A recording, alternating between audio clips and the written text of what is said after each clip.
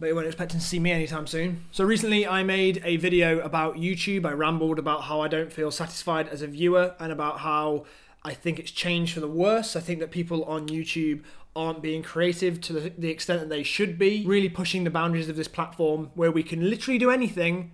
Most content creators are making the same type of content. I basically just summarized that entire video for you, so there's no reason to go watch it. You're all caught up. Let's have a chat. I've made some notes this time because I don't want to do another ramble. I actually want to have a coherent point. A point that keeps coming up, mostly people sort of agreed with what I was saying, but a point that keeps coming up is, do I think that easy content is inherently bad content?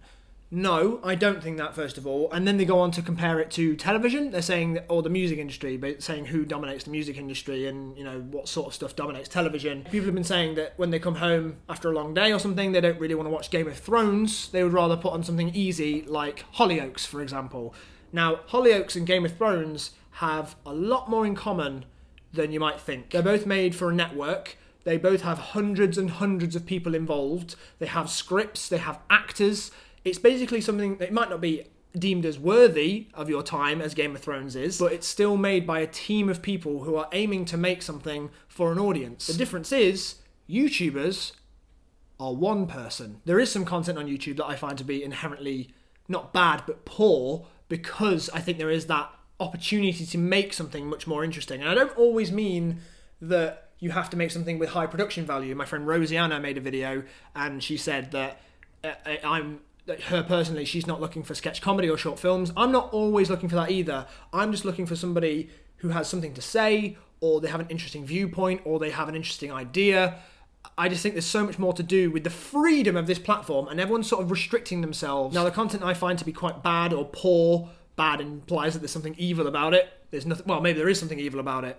And I think the reason why it's not very good is because the intent is wrong. There's no intent to create something. There is an intent to sell something. And I'm not talking about sponsored videos because, I mean, I'm involved with sponsored videos. I've got one coming up on this channel and I've got one coming up on Jack and Dean as well. I only get involved when I feel like it's right. Maybe some people do as well, or maybe they don't. That's another discussion for another time. But the selling I'm talking about is the selling of themselves. Ooh. And what I mean by them selling themselves is that we have YouTubers in their mid to late 20s talking about the worst things in school.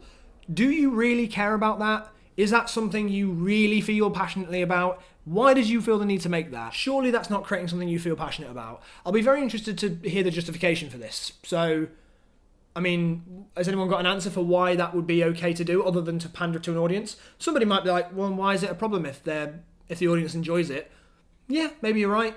But I just think I take issue with one person doing this simply because they know it will get views. The reason why I have a problem with that is because I mean, it's me personally, but I don't like the idea of doing something for fame or doing something just to be popular. I think that what I do, I would do anyway, and sometimes people like it, and therefore there is an audience that comes with it, and therefore a certain level of popularity and fame comes with it as well. That's just all part of it, whereas I think some people are doing it for that reason only. And I think YouTube itself is partly to blame for why this sort of content exists, this sort of same type of content, this easy type of content exists, because it promotes quantity over quality. Now, you may not know this, but YouTube has an algorithm which puts in place that if you upload more, it is more likely to show people your videos, and it is more likely to become seen by a wider audience.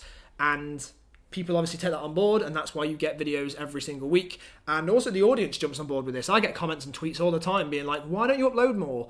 And it's because I believe in quality over quantity, but the platform itself doesn't believe in that. It's strange to me that a platform that was built on broadcasting yourself and sharing your ideas and perspectives has turned into upload more and you'll get more views. Those are some of my thoughts that I've had since making that last video, and based on some of the stuff that you've been saying as well. If you want to continue the discussion, then please do. Comment below, tweet me at Jack Howard, make video responses, bring that back. And if you want to see some of my favourites about this discussion so far, there'll be a link in the description to a few videos. Also a playlist that somebody made me of smaller YouTubers. I've subscribed to a few of you. You're welcome. I'll speak to you soon. Bye-bye.